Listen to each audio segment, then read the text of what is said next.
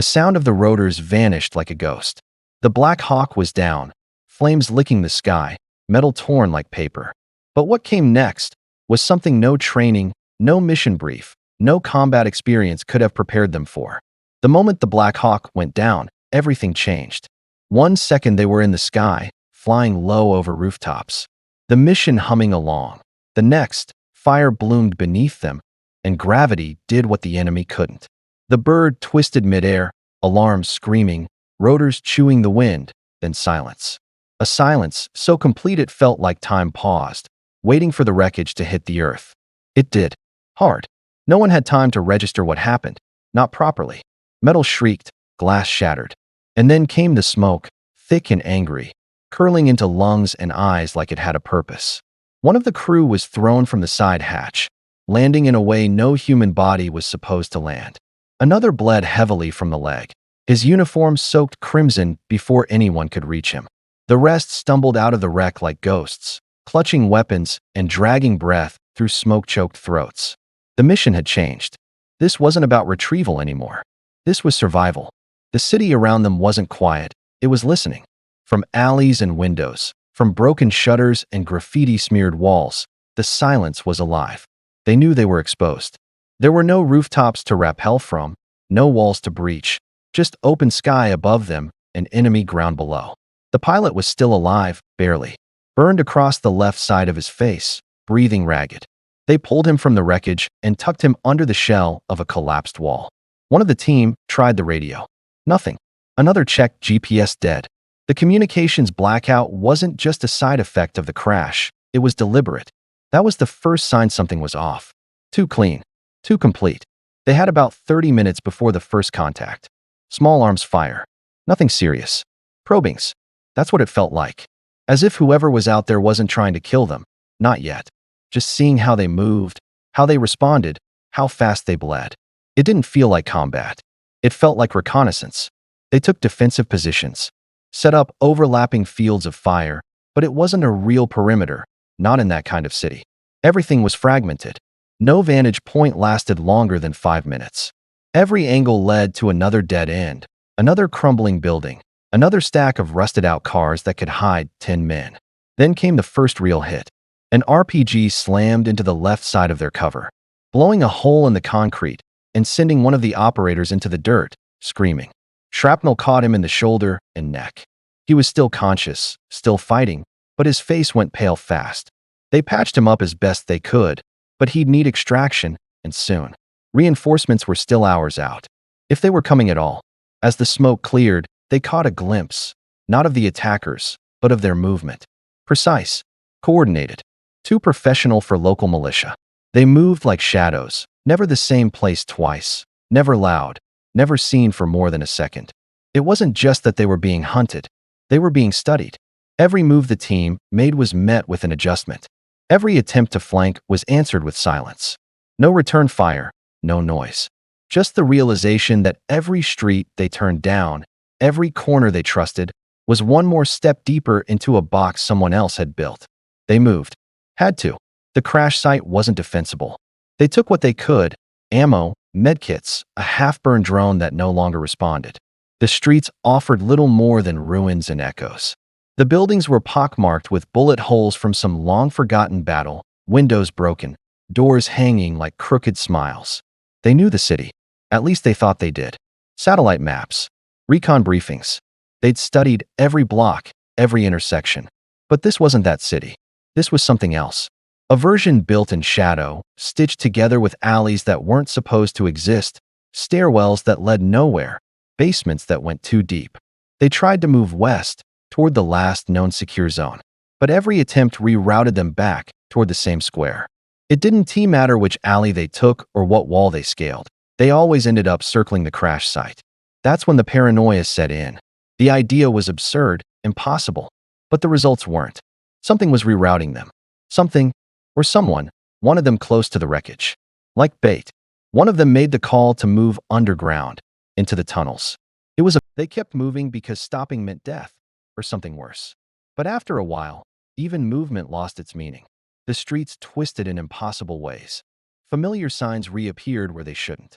Buildings they'd passed hours earlier stood like tombstones on the wrong side of the map. It wasn't just disorientation. It was something deeper, more deliberate. One of them had a digital map. The red that marked their position spun in lazy circles, never moving far from where they'd started. They should have covered miles. According to the GPS, they hadn't moved more than a block. But they had. They knew they had. The sweat soaking through their armor, the bleeding blisters in their boots, the fatigue in every inch of their bones. They had walked through hell. And yet somehow, they hadn't gone anywhere at all. They began to suspect the obvious. They weren't navigating the city. The city was navigating them. It played tricks, subtle, quiet, effective. An alley that looked like an escape route would bend into a wall. A stairwell that promised elevation would collapse into an endless shaft. Rooftops became battlegrounds of perception. One of them swore he saw a friendly unit waving from above. When they climbed to reach it, the rooftop was empty. Dust, a few shell casings, nothing more. No footprints. No sign anyone had ever been there. The tension was no longer between them and the enemy. It was within the team. Every man looked at the others a second longer than necessary. Every silence was loaded. Every decision met with hesitation. Something in the air made them wary, not just of the place, but of each other. Then, someone disappeared. No sound, no struggle, just gone. They were 5, then suddenly 4. One moment, he was just ahead, turning a corner. The next, nothing. They ran, checked side streets, called his name. No blood trail, no discarded gear. His comms were dead, just like the rest. They waited for 20 minutes, then 30. No one said what they were all thinking. They weren't going to find him. And even if they did, they weren't sure they'd recognize who or what they found. By then, they were barely functioning. Hunger had set in. Their canteens were dry. One of them had gone nearly catatonic, eyes wide but unfocused, whispering fragments of the Lord's Prayer over and over under his breath. Another kept cleaning his rifle again and again, as if the act alone would ward off the dread clawing at his mind. The leader, the one who hadn't spoken more than 5 words since the crash, made the call to stop and rest.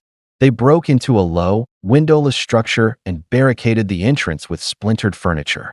One of the walls was covered in writing, dozens of names etched in charcoal and soot. Some were crossed out, some weren't. No one asked what it meant.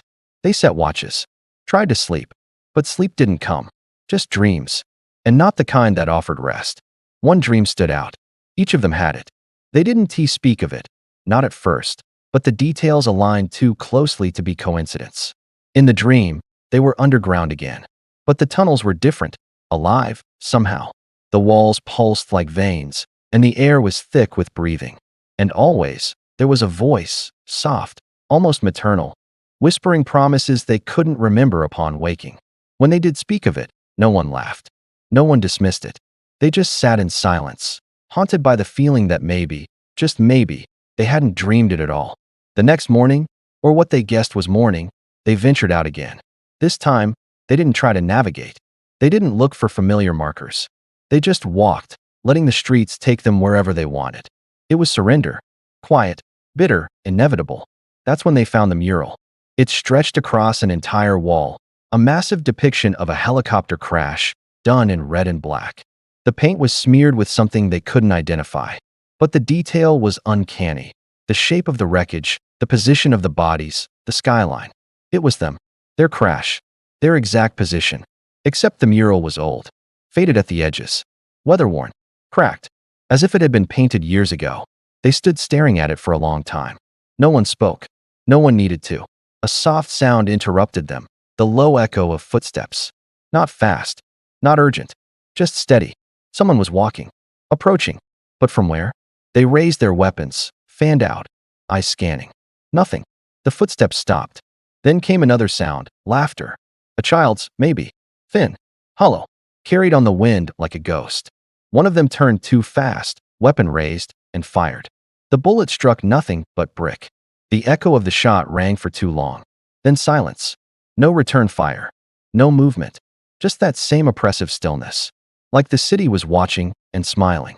They knew then, this wasn't just a trap. It was a maze. One with no center. No walls. No exit. And the worst part? They were starting to wonder if they'd ever left the crash site at all. When night fell, it didn't feel like the beginning of another day's end. It felt like an erasure. Like the sky had finally given up trying to protect them, and now the city could breathe fully. They'd made it to what looked like a storage compound, rusted gates, broken locks, a few toppled shipping containers. They didn't care. It had walls, corners, shadows to lean into. That was enough. One of them tried to eat part of an MRE he'd managed to salvage. It came back up almost instantly.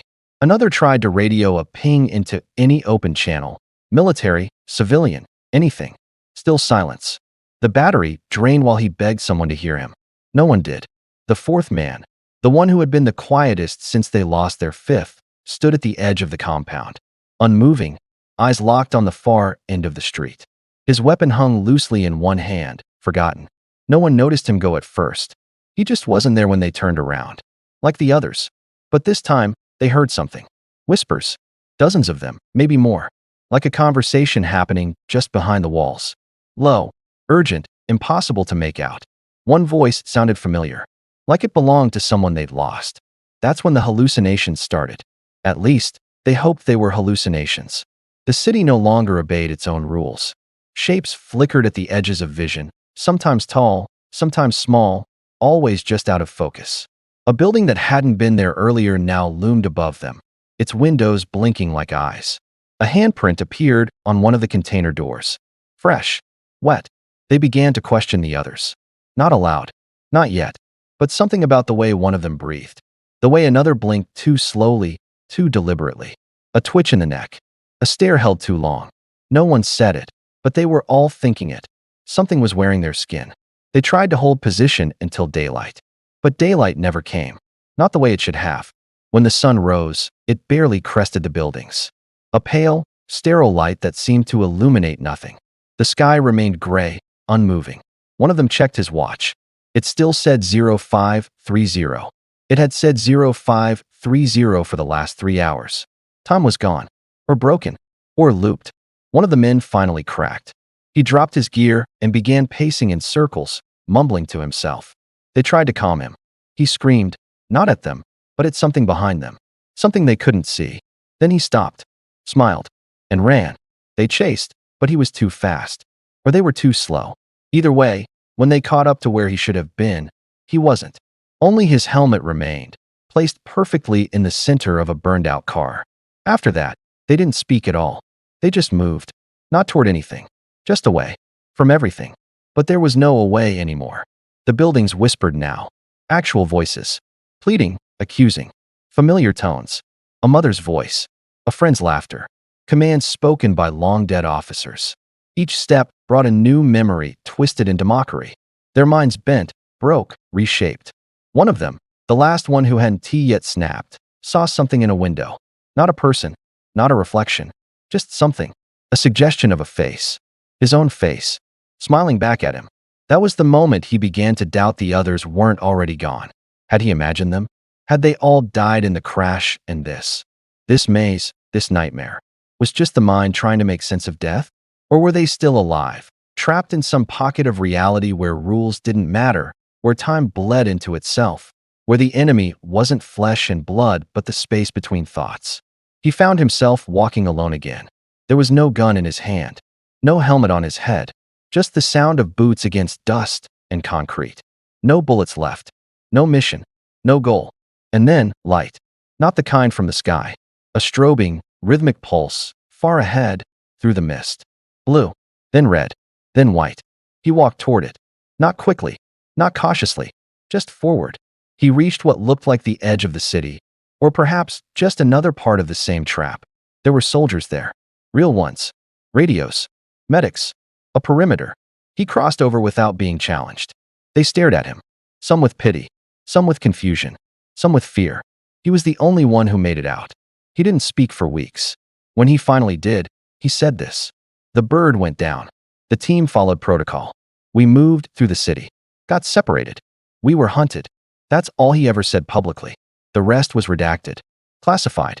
But in quiet corners of briefing rooms, among the few who saw the internal report, there were whispered questions. Why did his recovered footage glitch every 7 minutes? Why did satellite data show the crash site surrounded by buildings that no longer exist? Why did his heartbeat flatline for 6 full minutes and then resume? No answers, just questions. And the story of a man who survived the fall, only to bring something back with him. Something he would never speak of, and something that, even now, might still be waiting in the dark.